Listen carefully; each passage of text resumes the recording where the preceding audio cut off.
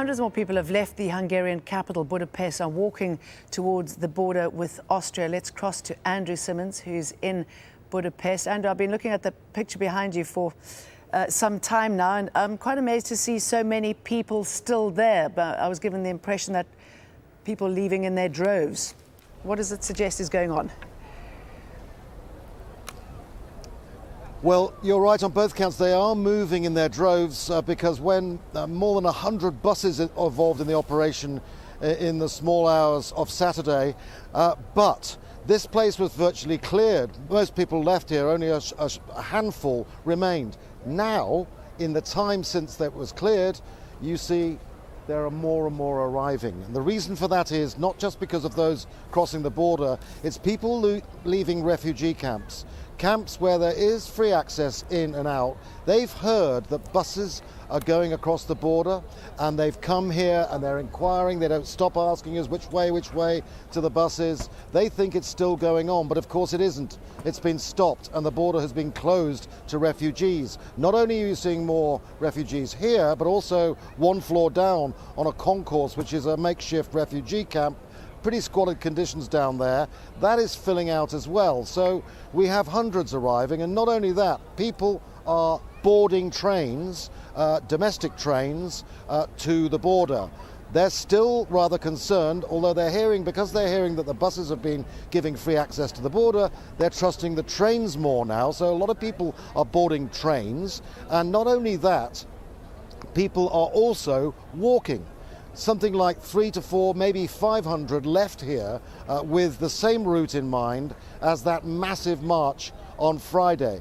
However, the Hungary government is saying that unlike Friday, they will not be cooperating in the way they did. They will not give them access to the motorway. So there is concern about that group as to whether or not the police will stop them or simply deter them or persuade them or what. Very confused picture yet again. Hungary said it was going to solve the crisis with the new laws which will stop migration on September the 15th. And now we're in this situation whereby we're getting a gradual move to the same picture we saw at the beginning of this week. And what about the army? Is it going to go to the border? Okay, great. It can go to the border. They now have legal rights to do so, and there is talk of that happening, but no actual orders yet. Parliament passed a raft of measures on Friday, at the same time as all those desperate people were walking 30 kilometres towards the west. The parliamentarians were passing really right-wing measures that will make quite clear to everyone that so-called economic migrants will get turned around right away. Refugees simply won't have the rights they used to for applying for asylum, and you'll have a series of camps set up on that razor wire fence which is 3.5 meters high on the border.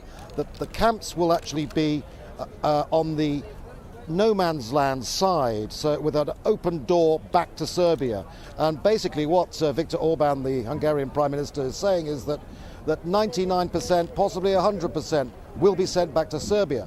And Serbia is already concerned about how it's going to cope with all the numbers. It is a pretty appalling picture. And Hungary, Viktor Orban taking this solid stance, but at the same time, after talks in Brussels with the European Commission President, has said that he may now agree to a quota of refugees. Unlike other Eastern European members of the EU, he may agree to a quota. So sort of mixed messaging there, because he's been against it all along. What persuaded him to actually go down that line is unclear at the moment. Jane. All right, Andrew, thank you.